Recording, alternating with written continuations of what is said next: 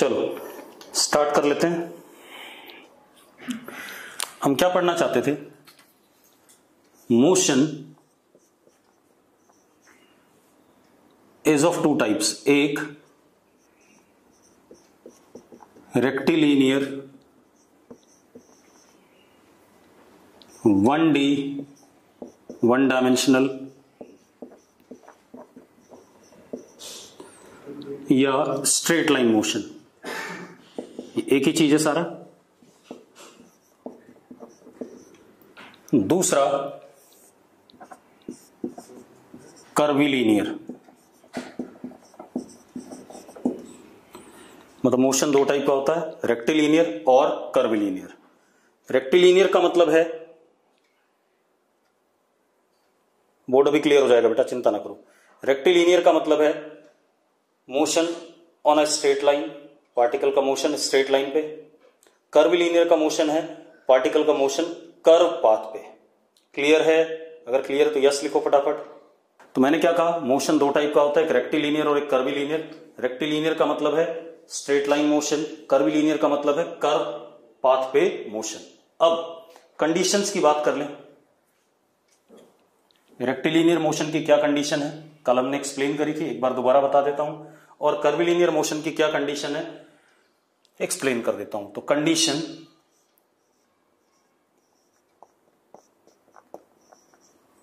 For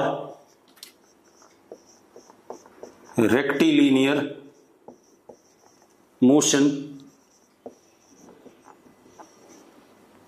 condition for rectilinear motion, दो condition है बेटा रेक्टिलिनियर मोशन के लिए। पहली condition, if acceleration is zero, अगर पार्टिकल का एक्सेलरेशन क्या है, जीरो है। ठीक है, इतनी बात। इफ एक्सेलरेशन इज जीरो, ठीक। तो होता क्या है, अगर एक्सेलरेशन जीरो है तो आपको एक बात पता है, वेलोसिटी में कोई चेंज नहीं आएगा, ना वेलोसिटी का मैग्नीट्यूड चेंज होगा। बेटा किसी बच्चे ने पूछा था कि ये दोबारा बता दो, ठीक है, तब मैं बता रहा हूं। ठीक है, मुझे पता हो गया था, किसी बच्चे का डाउट था, उसको क्लियर कर रहा हूं। ठीक है, अब क्या कहानी है? पहली कंडीशन क्या है, एक्सेलरेशन इज व्हाट, जीरो। अगर एक्सेलरेशन जीरो है तो velocity is what, constant,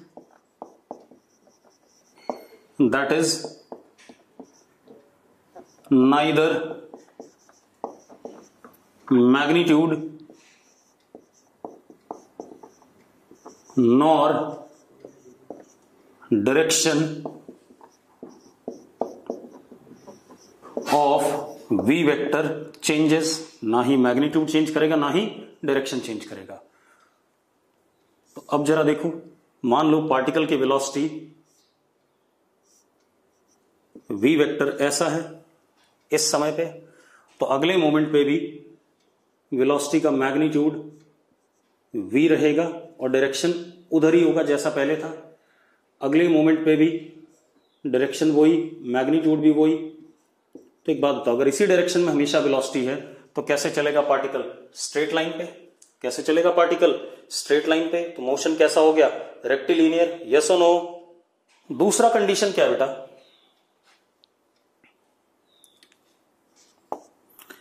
if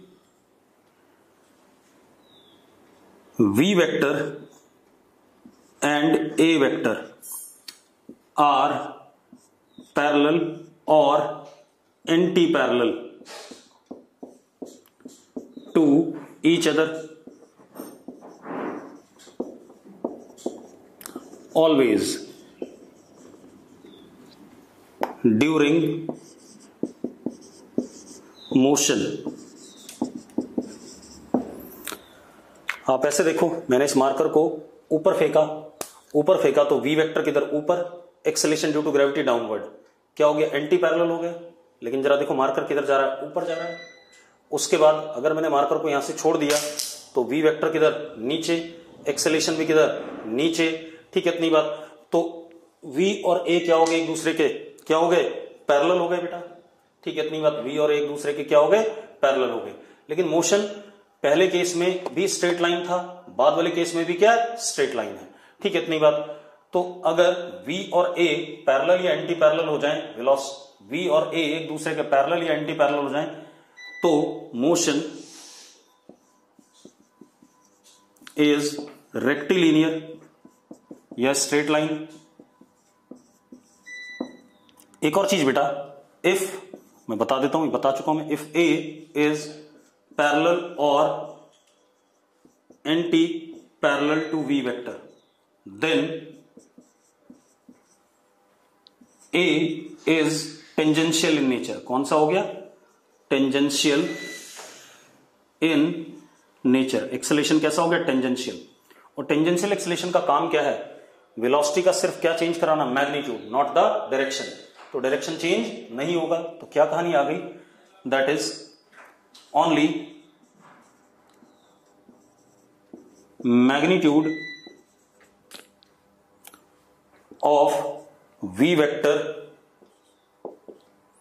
changes, not the direction. तो मोशन अगेन कैसा हो गया? स्ट्रेट लाइन हो गया। यस और नो? अगर यस है तो यस लिख दो फटाफट। ठीक है, बहुत बढ़िया। अब आगे बात करते हैं बेटा।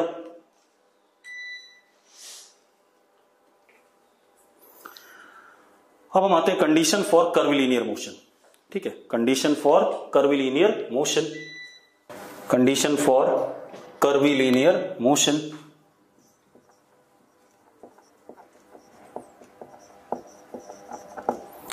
अब कंडीशन फॉर कर्विलीनियर मोशन क्या है बेटा? ध्यान सुनो। आप ऐसे देखो, मैंने ये मार्कर ऐसे फेंक दिया। देखो, दोबारा से देखो, ऐसे फेंक दिया। इसका पाथ क्या रहा? इसका पाथ क्या है? कर्व पाथ है या नहीं है? इसका पाथ कैसा है? कर्व पाथ है या नहीं है? ठीक है, अब अगर इसका कर्व पाथ है तो जरा ध्यान से देखना। मैंने क्या करा? पार्टिकल को ऐसे करके वेलोसिटी दे दी, और एक्सेलेरेशन ड्यू टू ग्रेविटी किधर होता है? डाउनवर्ड होता है।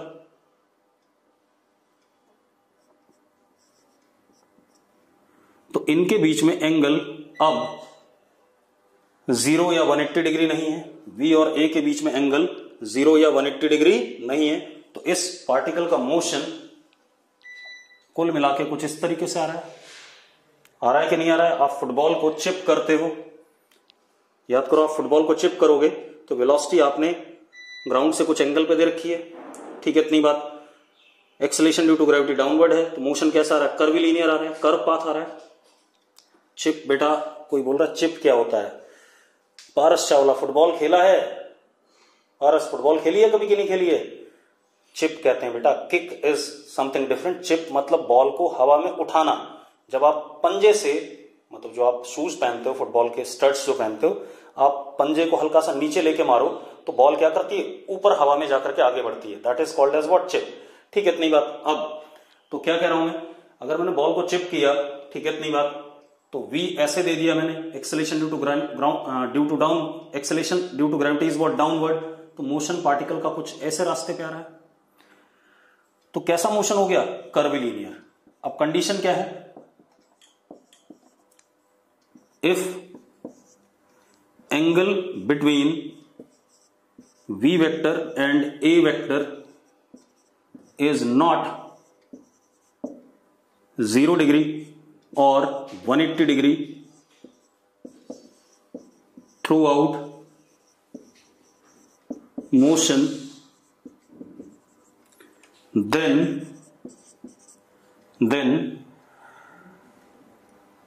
motion is curvilinear।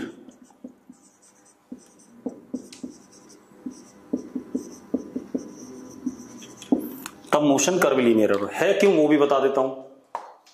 आप ऐसे देखो, दोबारा से, आपके पास ये वेलोसिटी है और सपोज ये एक्सेलरेशन है।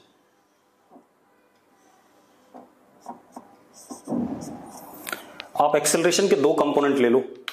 एक कंपोनेंट वेलोसिटी के पैरेलल या एंटी पैरेलल पीछे, दिस इज 80, वेलोसिटी के पैरेलल या एंटी पैरेलल, और एक वेलोसिटी के perpendicular, this is what AC। इन दोनों का रिजल्टेंट ही कौन है? A वेक्टर है। अब जरा देखो, इस AT का काम क्या है? To change magnitude of V vector, और इस AC का काम क्या है? To change direction of V vector. जब तक डायरेक्शन V वेक्टर का चेंज नहीं होगा तब तक मोशन कर्वीलिनियर नहीं हो सकता। अगर V वेक्टर का डायरेक्शन चेंज नहीं होगा तो मोशन क्या रहेगा? Straight line. तो इसीलिए इन सेकंड कंडीशन डायरेक्शन में, एक मिनट चैट बॉक्स चेक कर लूं आप लोगों ने क्या लिखा है। अगर आपको नई बात समझ में आई तो मैं दोबारा बता दूंगा, परेशान ना हो। सर बेटा 360 डिग्री इज ऑल्सो 0 डिग्री। ठीक है, तो जिसने भी लिखा है गलत बात है। 360 डिग्री का मतलब होता है 0 डिग्री। ठीक है, जब ऑब्जेक्ट वर्टिकली अपवर्ड फेंका गया तो डायरेक्शन एक इंस्टेंट पे चेंज होती है, उस इंस्टेंट पे एक्सेलरेशन डिफाइंड नहीं होता बेटा। ठीक है, इतनी बात। 180 से क्या होगा? 180 का मतलब होता है एंटी पैरेलल। एंटी पैरेलल हो गया तो मतलब क्या हो गया? Tangential acceleration. देखो मैं दोबारा बता रहा हूं, ध्यान सुनो, आप ध्यान से सुनो। मैं कर्वीलिनियर मोशन की कंडीशन दोबारा बता रहा हूं। पहले आप रेक्टिलिनियर देखो। हमने किसी पार्टिकल को ऊपर की तरफ वेलोसिटी दी, एक्सेलरेशन कैसा? Downward. What is theta? 180 degree. कैसा मोशन होगा? ऊपर की तरफ सीधे जाएगा।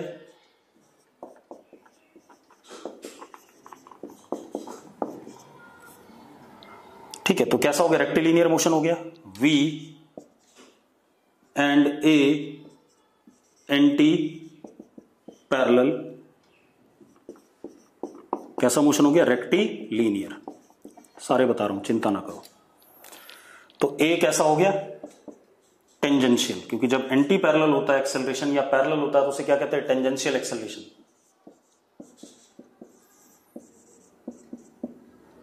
ठीक है, सिर्फ क्या चेंज होगा? Only magnitude of velocity, not the direction. Direction ऊपर की तरफ ही रहेगी ड्यूरिंग द मोशन। अब अगला केस, अगर V ऐसे है और A भी ऐसे है तो थीटा क्या हो गया? 0 degree. V parallel to what? A। Again कौन सा एक्सेलरेशन है? टेंजेंशियल है। ठीक, इतनी बात। ओनली मैग्नीट्यूड विल चेंज और मोशन कैसा है? Down, straight down.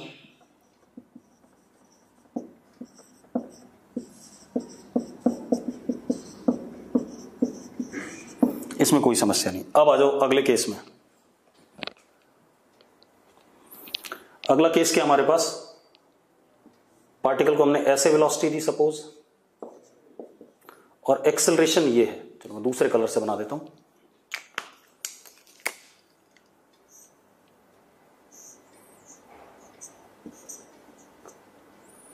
ठीक है, एक्सेलरेशन सपोज ये है।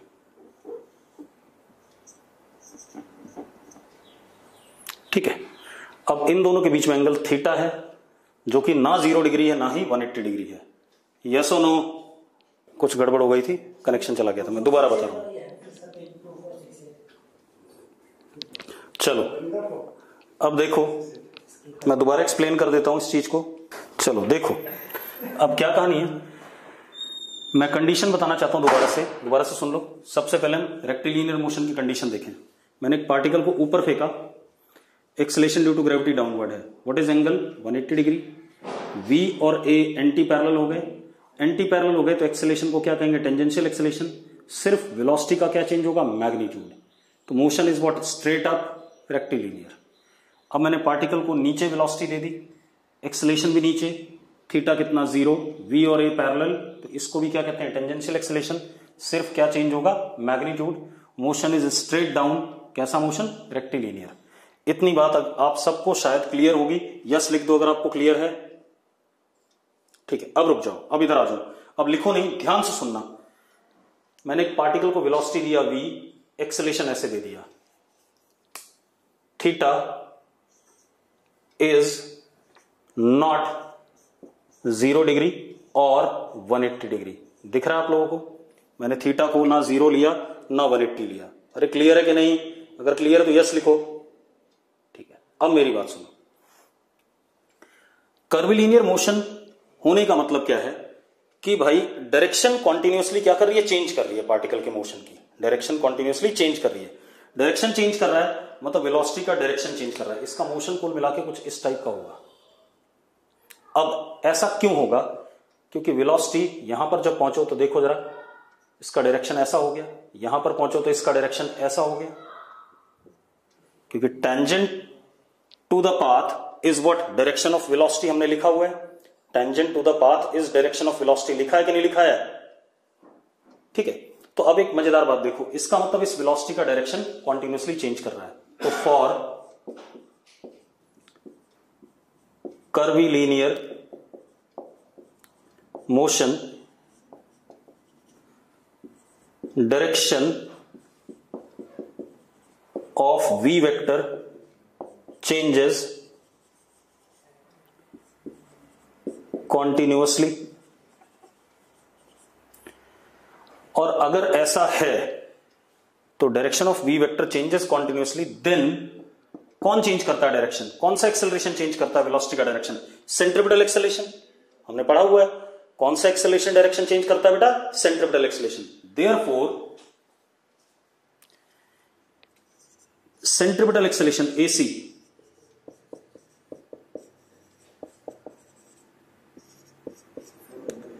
must be present for curvilinear motion।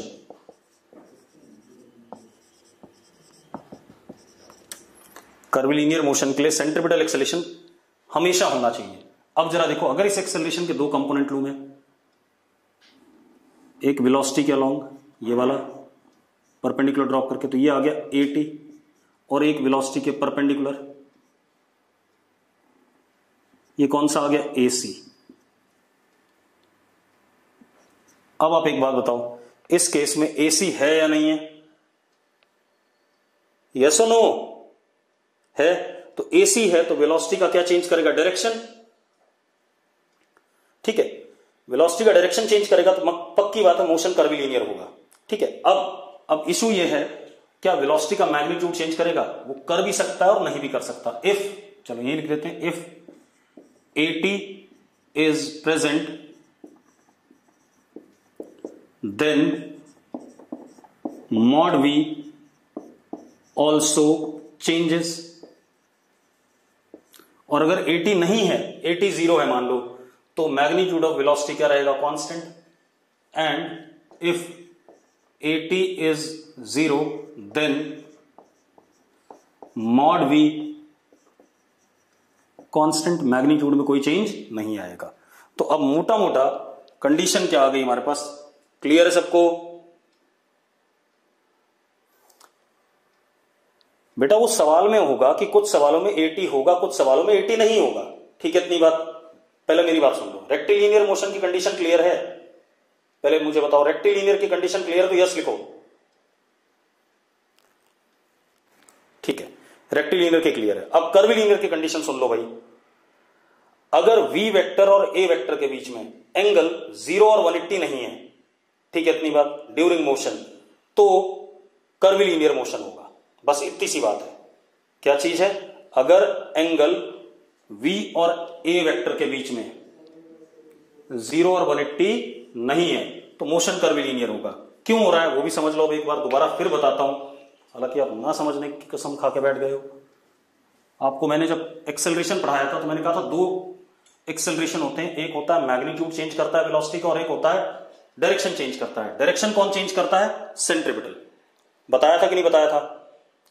अगर मैंने ये बताया हुआ आपको नोट्स में कि सेंट्रीपिटल एक्सेलरेशन चेंजेस डायरेक्शन, ठीक है, तो एक बात बताओ यार, कर्व पाथ पे अगर कोई पार्टिकल चल रहा है तो सिर्फ डायरेक्शन ही चेंज होनी है कि नहीं होनी है? कर्व पाथ पे अगर कोई पार्टिकल चल रहा है तो कंडीशन क्या है, रिक्वायरमेंट क्या है? रिक्वायरमेंट ये है कि डायरेक्शन हमेशा चेंज हो, और डायरेक्शन हमेशा चेंज हो तो AC हमेशा होना चाहिए या नहीं होना चाहिए? तो बस यही बात है भाई। मैं क्या कह रहा हूं कि अगर if particle moves on curve path then necessity जो मस्ट है is that direction of v vector changes continuously.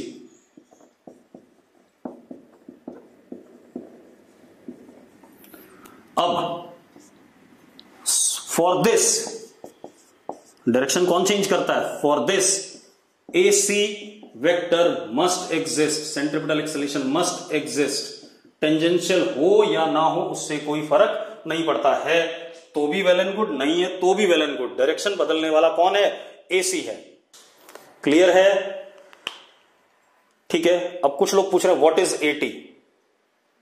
ठीक है, एटी भैया टेंजेंशियल एक्सेलरेशन होता है। ठीक है, इतनी बार टेंजेंशियल एक्सेलरेशन सिर्फ क्या करता है? बेटा अगर आप ये पूछ रहे हो ना कि व्हाट इज एटी, तो मतलब आपने पिछले लेक्चर आपने देखे नहीं है। ठीक है, मैग्नीट्यूड कांस्टेंट रहेगा, मैंने लिखा हुआ है। अगर एटी प्रेजेंट है तो मैग्नीट्यूड चेंज करेगा, और एटी अगर नहीं प्रेजेंट है तो मैग्नीट्यूड कांस्टेंट रहेगा। दोनों बातें लिखी हुई हैं। बोर्ड पे हर चीज लिख देता हूं मैं, तब भी आप ध्यान से नहीं सुनते हो बेटा। बोर्ड पे लिखा है मैंने कि अगर एटी प्रेजेंट है, ठीक है, इतनी बार टेंजेंशियल एक्सेलरेशन है, तो मैग्नीट्यूड भी चेंज करेगा। कर्वीलिनियर मोशन की कंडीशन सिर्फ यह है कि एसी होना जरूरी है। एसी है तो डायरेक्शन हमेशा चेंज करेगा, पाथ कर्वीलिनियर होगा। अब एटी हो भी सकता है और नहीं भी हो सकता। अगर एटी है तो मैग्नीट्यूड भी चेंज करेगा along with the change in direction. Eighty नहीं है तो मैग्नीट्यूड नहीं चेंज करेगा, सिर्फ क्या चेंज करेगा? डायरेक्शन। अब क्लियर है बात? अगर क्लियर तो लिखो क्लियर है। ठीक है, अब हमारा खेल यहां पर खत्म हो जाता है। ठीक है, इतनी बात। अब हमें क्या करना है देखो, बस रुक जाओ। अब हमें पढ़ना है रेक्टिलिनियर मोशन, पहले पढ़ना है पूरा चैप्टर, उसके बाद हम पढ़ेंगे कर्वीलिनियर मोशन। ठीक है, इतनी बात। तो पहले हम रेक्टिलिनियर मोशन को पढ़ेंगे, ठीक है, उसके बाद कर्वीलिनियर मोशन पे आएंगे। अब आते हैं हम रेक्टिलिनियर मोशन या स्ट्रेट लाइन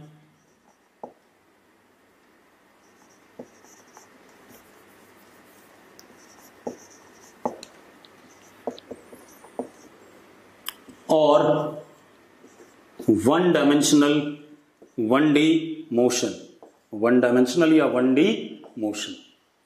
ठीक है, कंडीशंस मैंने आपको बता ही दी। दो कंडीशन है, एक जिसमें एक्सेलरेशन 0 होता है और एक जिसमें एक्सेलरेशन वेलोसिटी के पैरेलल या एंटी पैरेलल होगा। यस और no?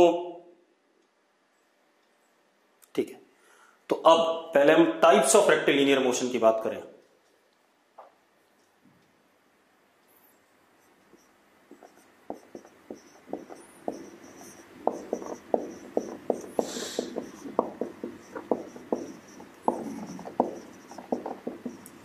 Types of rectilinear motion में सबसे पहले यूनिफॉर्म मोशन। यूनिफॉर्म मोशन में क्या है? Acceleration is 0, velocity constant. Straight line की कंडीशन है या नहीं? Velocity constant. क्लियर है या नहीं? अगर क्लियर है तो यस लिखो। ठीक है, अब मेरी बात ध्यान सुनो। ये यूनिफॉर्म मोशन हो गया।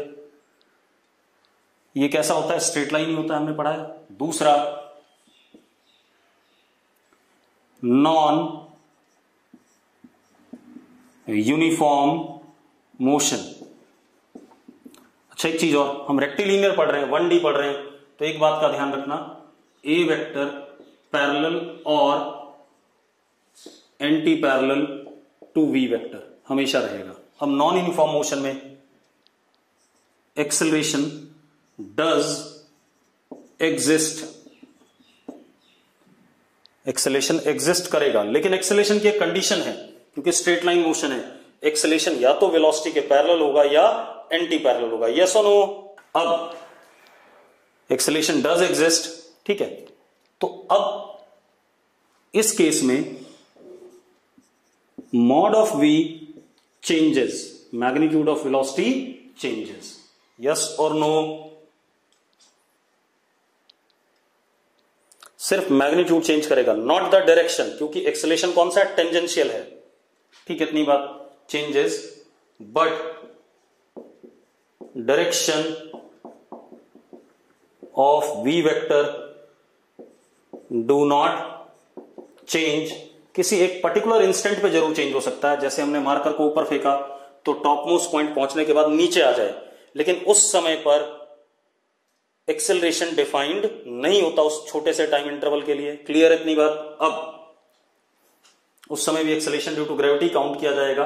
ठीक है, अब जरा देखो, मिटा दे इसे। अब हम एक एक करके पढ़ेंगे। पहले हम क्या पढ़ेंगे, यूनिफॉर्म मोशन, उसके बाद हम पढ़ेंगे नॉन यूनिफॉर्म मोशन। तो एक एक करके लेंगे। ठीक है, इतनी बात। उससे पहले मैं आपको साइन कन्वेंशन बता दूं।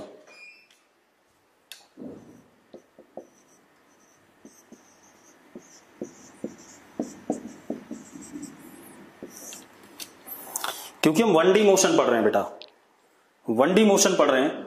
मान लो मोशन एक्स एक्सिस पे पढ़ रहे हैं। ठीक है, इतनी बात। तो एक साइड होता है पॉजिटिव एक्स और एक साइड होता है नेगेटिव एक्स। तो अब हम वेक्टर नहीं बनाएंगे, जो चीज पॉजिटिव एक्स डायरेक्शन में डायरेक्टेड है उसको प्लस लेंगे, और जो चीज नेगेटिव एक्स डायरेक्शन में डायरेक्टेड है उसको क्या लेंगे, माइनस लेंगे। जैसे आपने बचपन में क्या पढ़ा, इसमें थोड़ा सा गलत चीज पढ़ी हुई है, गलत क्या सही है वो भी। आपको क्या बताया जाता था 9th-10th में कि अगर आपने पार्टिकल को ऊपर फेंका तो वेलोसिटी आपका ऊपर की तरफ है, उसे पॉजिटिव ले लिया। एक्सेलरेशन नीचे की तरफ है, उसको आपने नेगेटिव ले लिया। ठीक है, ऐसे ही करते थे कि नहीं?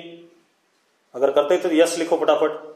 अगर आपने पार्टिकल को ऊपर की तरफ फेंका है तो वेलोसिटी ऊपर है, एक्सेलरेशन नीचे है। ठीक है, तो एक्सेलरेशन नेगेटिव, वेलोसिटी पॉजिटिव। ठीक है, रुको रुको, अब मत लिखो। जब पार्टिकल को हम नीचे फेंकते थे तो वेलोसिटी भी नीचे है, एक्सेलरेशन भी नीचे है। तो आप क्या करते थे मुझे बता दो। अगर मैं पार्टिकल को नीचे फेंकता हूं तो वेलोसिटी भी नीचे है, एक्सेलरेशन भी नीचे है, तो दोनों को क्या लेते थे, सेम साइन लेते थे। चलो अब ठीक है, तो हम ऐसा कुछ नहीं करेंगे, हम साइन कन्वेंशन अपना कोऑर्डिनेट ज्योमेट्री वाला यूज करेंगे। कौन सा, ये एक्स एक्सिस, ये हमारा वाई एक्सिस। कोई भी फिजिकल क्वांटिटी जो इधर की तरफ डायरेक्टेड है, ठीक है, पॉजिटिव एक्स में, उसको क्या लेंगे हम, पॉजिटिव लेंगे। कोई भी फिजिकल क्वांटिटी जो नेगेटिव एक्स में डायरेक्टेड है उसको हम नेगेटिव लेंगे। कोई भी फिजिकल क्वांटिटी जो पॉजिटिव वाई के अलोंग डायरेक्टेड उसको पॉजिटिव लेंगे। कोई भी फिजिकल क्वांटिटी जो नेगेटिव वाई में डायरेक्टेड उसको हम नेगेटिव लेंगे। ये कन्वेंशन लेके चलेंगे। हमें कोई मतलब नहीं कि एक बार ऊपर जाते हुए जी को नेगेटिव लो, नीचे आते हुए जी को पॉजिटिव लो, हम ऐसा कुछ नहीं करने वाले हैं। हमारा जी हमेशा नीचे की तरफ डायरेक्टेड है तो उसको हमेशा क्या लेंगे, नेगेटिव लेंगे। अरे क्लियर है? मैंने आपको क्या कहा, हम यही कन्वेंशन यूज करेंगे।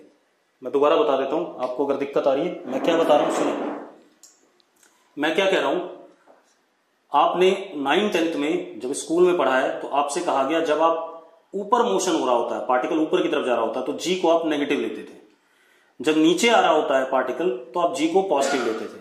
मैं ऐसा कुछ नहीं कह रहा हूं, मैंने कहा कोई भी चीज जो नीचे की तरफ डायरेक्टेड है उसको नेगेटिव ले लो, कोई भी क्वांटिटी जो ऊपर की तरफ डायरेक्टेड है उसको पॉजिटिव ले लो, कोई भी क्वांटिटी जो पॉजिटिव एक्स में डायरेक्टेड उसको पॉजिटिव ले लो, नेगेटिव एक्स में डायरेक्टेड उसको नेगेटिव ले लो। आपका काम बनेगा इससे और ज्यादा आसान बनेगा। क्लियर है? क्लियर तो यस लिखो। ठीक है, हम यही कन्वेंशन हमेशा यूज करेंगे। ठीक है, अब हम बार बार साइन नहीं बदलेंगे किसी भी क्वांटिटी का।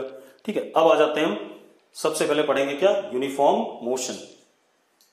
अब जरा देखो बेटा, अब यूनिफॉर्म मोशन पे आ जाते हैं।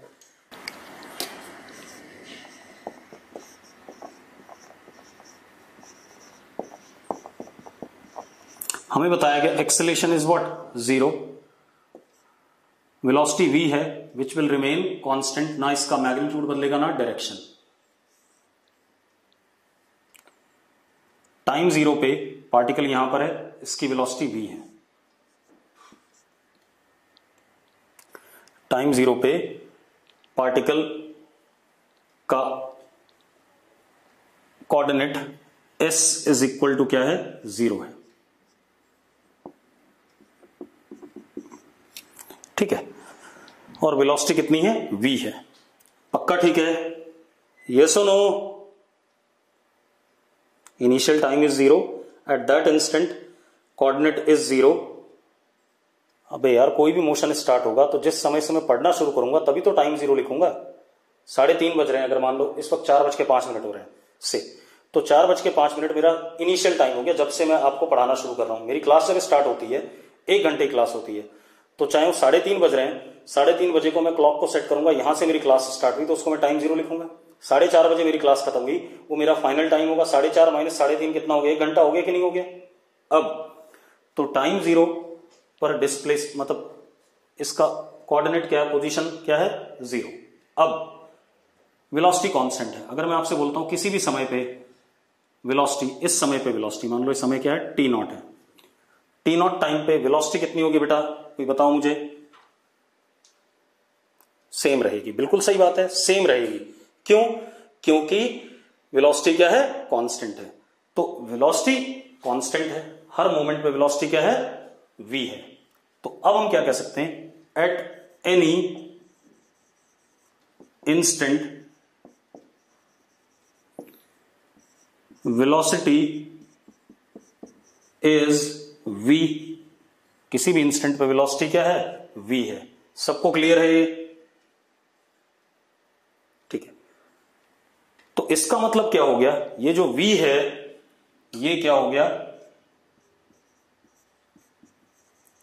Instantaneous velocity. जो किसी मोमेंट की वेलोसिटी होती है उसको हम क्या कहते हैं? Instantaneous velocity. यस और नो? अगर यस है तो यस लिखो। ठीक है। अब आप एक चीज देखो, आपको मैथमेटिकल टूल में पहले बताओ डिफरेंशिएशन करा दिया गया है, इंटीग्रेशन करा दिया गया है। बहुत बढ़िया। बस अब मत लिखो कुछ भी, क्योंकि अब इंटीग्रेशन और डिफरेंशिएशन का ही रोल है सारा। ठीक है। तो किसी भी इंस्टेंट पे वेलोसिटी क्या है? v है। तो इंस्टेंटेनियस वेलोसिटी की डेफिनेशन क्या है? Rate of change of position is what? Instantaneous velocity. ds by dt is equal to v। Definition है या नहीं? मैंने दी थी कि नहीं? मैंने क्या कहा था? Instantaneous velocity is ds by dt। Yes और नो? बहुत बढ़िया। अब हमें s बताना है कि किसी भी समय पे, टाइम t पे s फाइनल की वैल्यू कितनी है, कितना डिस्प्लेसमेंट हुआ, ये बताना है। ठीक है, इतनी बात। तो जरा देखो, ds is equal to v dt। ds is equal to v dt। ऐसा लिख सकता हूं कि नहीं? लिख सकता हूं या नहीं? बिल्कुल सही बात है। ds is equal to v dt। अब जरा देखो इंटीग्रेशन, बेटा v कांस्टेंट है तो इंटीग्रेशन से v क्या आ जाएगा? बाहर आ जाएगा। तो ds integration is equal to v integration dt। Time 0 पे s इज 0, टाइम t पे s, टाइम 0 पे s 0 था और टाइम t पे कितना हो गया? s हो गया। ऐसा लिख सकता हूं या नहीं? लिमिट डाल के। अरे यस और नो? लिखो सब लोग फटाफट। लिमिट नहीं पता बेटा, लिमिट वाले सर ने नहीं कराए होंगे, मैं बता देता हूं आपको। जो सर ने कराया उसे कहते हैं इनडेफिनेट इंटीग्रल, और इसको कहते हैं डेफिनेट इंटीग्रल। डेफिनेट इंटीग्रल का मतलब क्या होता है? सुन ले भाई गगन, मैं बता रहा हूं आपको। जिन दो वेरिएबल हैं, जो दो वेरिएबल है, कौन है वेरिएबल? s है और t है, दो वेरिएबल है। तो आपको राइट हैंड साइड में t वेरिएबल है और लेफ्ट हैंड साइड में s वेरिएबल है। आप क्या करो, इनिशियल टाइम पर s की वैल्यू लिखो। तो टाइम 0 पे s की वैल्यू क्या है? 0 है। टाइम t पे s final is also what? s। तो मैंने दोनों लिमिट डाल दी। अब मैं इंटीग्रेट कर लेता हूं, जरा मेरी बात ध्यान से देखना। इंटीग्रेट जब मैं करता हूं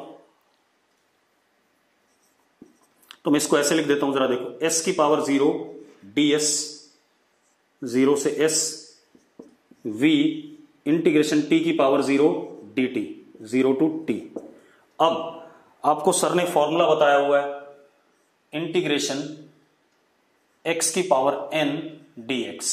इसका फॉर्मूला क्या था? x की power n plus 1 upon n plus 1 sir ने बताया हुआ है। तो जरा देखो, x की जगह कौन है? यहां s है और n की जगह क्या है? 0 है।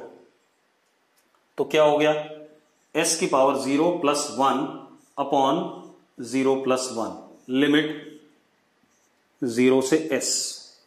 Is equal to v t की power 0 plus 1 upon 0 plus 1 limit 0 से t। ये है या नहीं है? अब जरा देखो क्या हो गया, ये हो गया इंटीग्रेशन s लिमिट 0 से s, ये हो गया v t आ गया 0 टू t, ये आ गया। अब आप एक काम करो, एक बार इसमें अपर वाली वैल्यू डालोगे और दूसरी बार लोअर वाली, और दोनों का डिफरेंस, तो क्या हो गया s minus 0 is equal to v t minus 0। तो क्या आ गया, s is equal to v t, displacement is equal to velocity into time, displacement is equal to velocity into time. Yes और नो? जिनको समझ नहीं आया वो अपनी प्रॉपर समस्या लिखें भाई, लास्ट वाला एक लाइन। जिनको समझ में नहीं आया, मैं एक मिनट रुक जाओ, जिनको समझ में नहीं आया वो लोग जरा बोर्ड पे ध्यान देना, ठीक है? आपको यहां तक क्लियर है कि नहीं है, बस इतना लिखना। जिनको समझ में नहीं आया वो लोग यहां तक क्लियर तो यस लिखो। वो अब मुझे बताओ ये वाला स्टेप क्लियर है या नहीं है? अगर ये वाला स्टेप क्लियर है तो यस लिखो।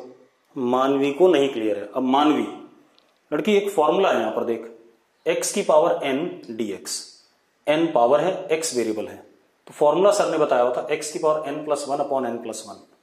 तो यहां पर क्या है, s की पावर 0, तो फॉर्मूला s की power 0 plus 1 upon 0 plus 1, t की पावर 0, तो t की पावर 0 प्लस 1 अपॉन 0 प्लस 1। मैंने फॉर्मूला लिख दिया, ठीक है? मैंने बेसिक सीधे सीधे फॉर्मूला लिख दिया। उस फॉर्मूले के बाद रिजल्ट यह है, ये बचा s, देखो s की पावर 0 प्लस 1 यानी कि s की पावर 1 अपॉन 1, तो s, t की पावर 0 प्लस 1 यानी कि t अपॉन 1, तो ये भी t। यहां तक कितने लोगों को क्लियर है? अगर क्लियर है यस लिखो फटाफट, अगर ये वाला स्टेप ठीक है।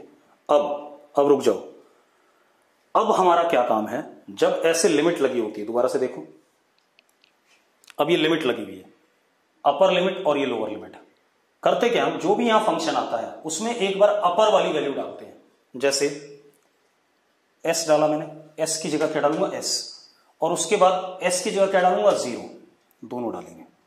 डेफिनेट इंटीग्रल का मतलब होता है, और उन दोनों का क्या difference, s minus 0 is equal to v, t की जगह एक बार ये t डालूंगा और एक बार क्या डालूंगा 0 डालूंगा, तो t माइनस 0, ये क्या आ जाएगा आपका s is equal to v t, displacement is equal to velocity into time. या स्ट्रेट लाइन मोशन है, तो स्ट्रेट लाइन मोशन में डिस्प्लेसमेंट और distance one and the same thing होते हैं, तो हम ये भी कह सकते हैं distance is equal to speed into time, या displacement is equal to velocity into time. Clear है? चलो अब हम आगे बढ़ते हैं। अब हम कुछ क्वेश्चन करेंगे यूनिफॉर्म मोशन पे, उसके बाद हम नॉन यूनिफॉर्म वाले पे आएंगे। अब ध्यान सुनना, बहुत ही सुंदर सा क्वेश्चन कराने जा रहा हूं, ध्यान से सुन लो उसको। अब हम क्वेश्चन करते हैं, ठीक है? इतनी बात सिर्फ यूनिफॉर्म मोशन पे। यूनिफॉर्म मोशन में एक्सेलरेशन क्या होगा, हमेशा 0 होगा, वेलोसिटी कांस्टेंट होगी, और displacement is equal to velocity into time आएगा। क्लियर है? इतना ही कंसेप्ट था, ठीक है? अब क्वेश्चन क्या है, अच्छा आप लोगों में से कितने लोग मूवीज देखते हैं भाई? सभी देखते हैं, कोई ऐसा होगा नहीं जो पिक्चर ना देखता हो, ठीक है? ठीक है, ठीक, बस अब मत लिखो, इस बात पे सबने यस लिख दिया। अरे एक दो ने नो भी लिखा है, बहुत बढ़िया, मतलब एक दो ऐसे हैं जो मूवी देखते ही नहीं, चल कोई बात नहीं। चलो अब एक चीज और पूछ लेता हूं, कितने लोगों ने अमिताभ बच्चन की मर्द पिक्चर देखी है, मूवी देखी है? मर्द मूवी कितने लोगों ने देखी है?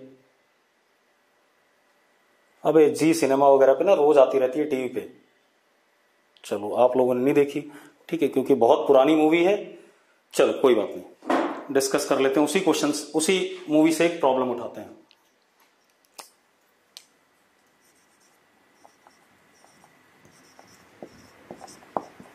कास्ट बता देता हूं मैं इसमें। एक तो अमिताभ बच्चन, इनको हम डिनोट करेंगे ए से, ठीक है? दूसरा अमृता सिंह,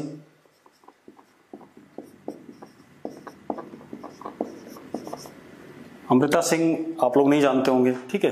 सारा अली खान की माता जी हैं भाई, ठीक है? अबे क्वेश्चन बता रहा हूं, नोट तो करना ही है, ठीक है? या बाद में नोट कर लेना, ठीक है? तो अमृता सिंह सारा अली खान की मम्मी है, ठीक है? हाँ, तो अब जरा देखो, अमृता सिंह को हम एस से डिनोट करेंगे, इस मूवी में एक डॉग था भाई, उसका नाम मोती था, इसको एम से डिनोट कर देते हैं। और एक घोड़ा भी था भाई, हॉर्स, बादल, बी से डिनोट करेंगे। ठीक है, चलो बादल के रोल को हटा देते हैं, बादल को छोड़ो। ठीक है, हम कुछ और काम करते हैं। ठीक है, तो हमें प्रॉब्लम डील करनी है। अमित जी, अमृता सिंह और इस मोती में कोई खेल चल रहा है। प्रॉब्लम क्या है अब समझ लेते हैं। मान लो किसी गाने की शूटिंग हो रही थी, पहले जो मूवीज होती थी गाने की शूटिंग पार्क वगैरह में होती थी। एक बड़ा सा पार्क था,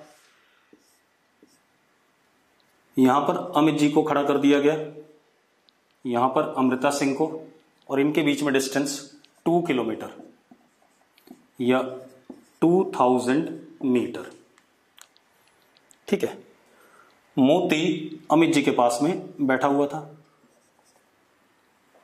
ठीक है, अब डायरेक्टर ने एक्शन बोला।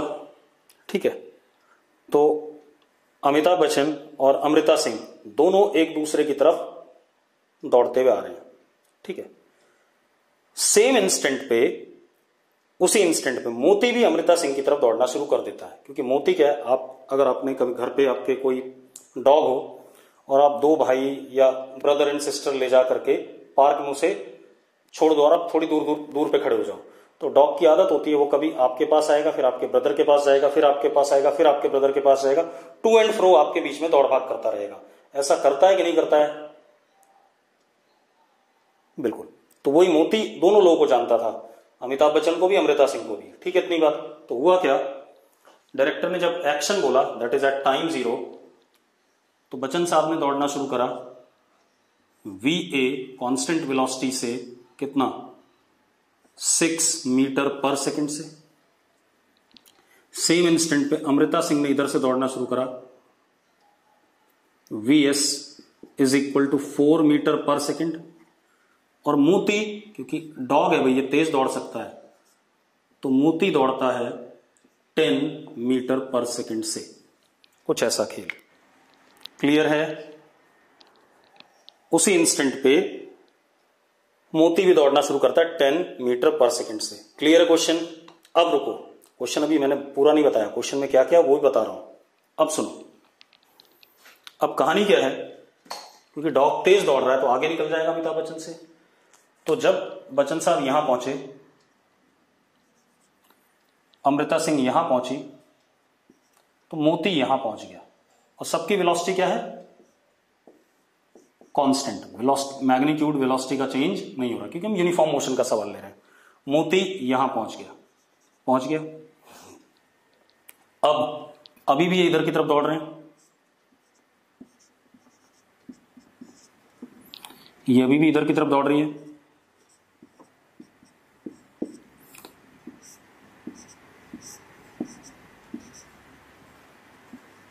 ये अमृता सिंह को टच करके वापस अमिताभ बच्चन की तरफ चला। ठीक है, इतनी बात। फिर अमृता सिंह से आगे निकल जाएगा। तो जब बच्चन साहब यहां पहुंचे, अमृता सिंह यहां पहुंची, तो मोती अब यहां है अमिताभ बच्चन के पास। अभी भी Amitabh Bachchan VA is equal to 6, VM is equal to 10, VS is equal to 4। ऐसी ही मोती इनके बीच में दौड़ता भागता रहा। कब तक? जब AS दोनों एक दूसरे, भाई दौड़ते हुए आ रहे हैं तो एक दूसरे के पास में कभी ना कभी पहुंच जाएंगे, तो दोनों एक दूसरे के पास में पहुंच गए। मोती यहां आकर के रुक गया। आपको क्या बताना है? टोटल डिस्टेंस ट्रेवल्ड बाय मोती, टोटल डिस्टेंस ट्रेवल्ड बाय मोती। ठीक है, आप लोगों को बताना है। अब एक चीज का ध्यान रखना, कुछ बच्चे थोड़ा सा ना ज्यादा पढ़ लिख जाते हैं, उन्हें रिलेटिव वेलोसिटी वगैरह आ जाता है, तो वो इस सवाल को रिलेटिव वेलोसिटी से करने लगते हैं। ठीक है, इतनी बात। मैं आपको कह रहा हूं कि आप इस सवाल को रिलेटिव वेलोसिटी से कतई नहीं करोगे, आप बेसिक मेथड से करोगे। ठीक है, इतनी बात। जरा ट्राई करो इस क्वेश्चन को और मुझे आंसर बताओ। इतना ही दिया हुआ है बेटा, आपको इसी से सवाल को सॉल्व करना है। चलो जल्दी, total distance travelled by the dog कितना है बताओ बेटा, किसी का आंसर आ रहा है? बेटा क्वेश्चन तो मैं ही कराऊंगा। हाँ, सत्यम, सत्यम का आंसर 2000 मीटर है। ठीक है, और कोई? कर्तव्य का आंसर 2000 मीटर है, हितांशु का 2000, अभिषेक का 2000, पारस का 2000, हर्षित। ठीक है ठीक है ठीक है ठीक है ठीक है ठीक है ठीक है, जिनका आंसर 2000 मीटर है या 2 किलोमीटर है उनका आंसर सही है भाई, और जिनका आंसर कोई और है तो उनका आंसर सही नहीं है। मैं करा देता हूं। अब मेरी बात सुनो बेटा,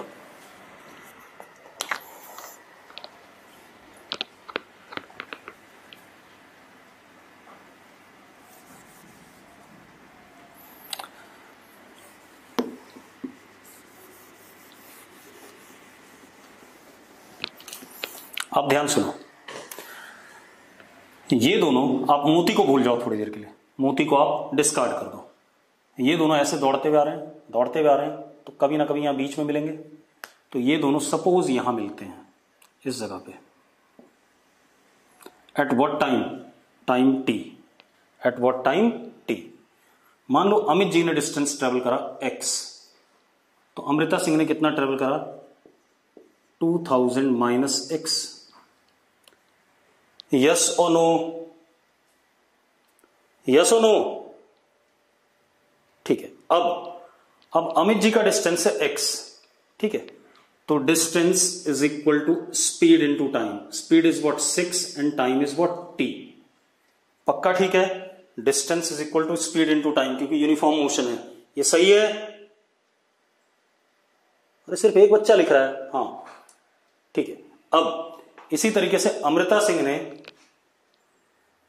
डिस्टेंस ट्रेवल करा 2000 minus x is equal to 4t, speed into time. ये दोनों इक्वेशन मैंने करेक्ट लिखी है या नहीं लिखी है? ठीक है। अब आप एक काम करो, इन दोनों इक्वेशंस को ऐड कर दो। तो 2000 इज इक्वल टू 10t, तो t comes out to be 200 seconds.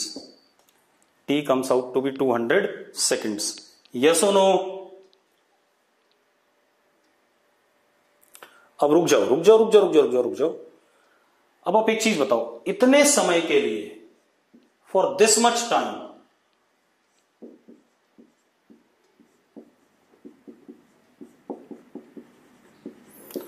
मोती ran to and fro between A and S। इतने ही समय के लिए मोती इनके बीच में दौड़ भाग करता रहा। यस और नो? बस सिंपल सी बात। तो डिस्टेंस कवर्ड बाय मोती, डिस्टेंस कवर्ड बाय मोती, क्योंकि स्पीड तो कांस्टेंट है, इज व्हाट? स्पीड ऑफ मोती इनटू व्हाट टाइम?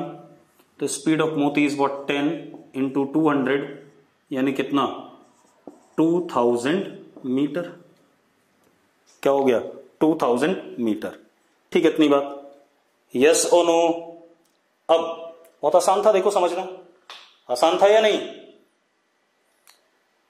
अब मैं ये जानना चाहूंगा, कितने लोगों ने इस सवाल को करने में रिलेटिव मोशन यूज करा है? ईमानदारी से बता दो। अगर किसी ने रिलेटिव मोशन यूज करा तो यस, वासु वीरेन। वासु, मैंने मना किया था।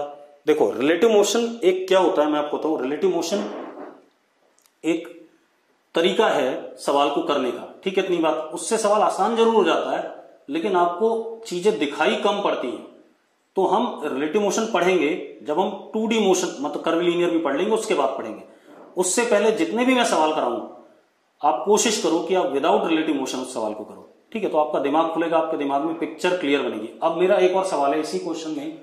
सवाल यह है कि how many trips this Moti makes between Amitabh Bachchan and Amrita Singh? How many trips this Moti makes between Amitabh Bachchan and Amrita Singh. देखो एक बच्चे को चिंता है कि रिकॉर्डिंग भेज देना, भाई रिकॉर्डिंग मेरे हाथ में नहीं होती है, मैंने पढ़ा दिया, रिकॉर्डिंग फिर एडिट होती है, अपलोड होती है, ठीक है, उसमें बहुत टाइम लगता है, 25 GB की रिकॉर्डिंग बनती है 1 आवर की, ठीक है, तो it takes lot of time. और एक दिन में सिर्फ मेरा लेक्चर नहीं है, केमिस्ट्री का है, मैथ्स का है, बायो का है, कई सब्जेक्ट्स हैं, ठीक है, तो जब हो जाएगी आपको रिकॉर्डिंग मिल जाएगी, मिलेगी हमेशा, ये ध्यान रखो, और आप रिकॉर्डिंग को देखो सारे के सारे। कुछ लोग लिख रहे हैं 10 ट्रिप, कुछ लोग 20, कुछ 400, 500, 600। अब मैं आंसर बता रहा हूं, 200, वासु ने 200 लिखा है, रक्षित ने 4 लिखा है, मैं बता देता हूं इनफाइनाइट ट्रिप्स। रुक जाओ, इनफाइनाइट ट्रिप्स, इसके बारे में आप सोच के आओगे कि इनफाइनाइट ट्रिप्स क्यों है, ठीक है, इतनी बात। मैं क्या कह रहा हूं, इनफाइनाइट ट्रिप्स, ये मोती इनके बीच में मारेगा, ठीक है, क्लियर है। इनफाइनाइट कैसे, मैंने कहा सोच के आओ भाई, हाउ मत बोलो, मैंने कहा आप सोच के आओ, मैं तो बताऊंगा आपको, क्यों परेशान हो, ठीक है। चलो, तो इनफाइनाइट ट्रिप्स होंगी, ठीक है, इतनी बात, मोती की इनके बीच में, वो आपको सोचना है, फिर मैं आपको जवाब दूंगा इसके बारे में, ठीक है। चलो आज हम मीटिंग यहीं छोड़ेंगे, कल हम नॉन यूनिफॉर्म मोशन में स्टार्ट करेंगे, ठीक है।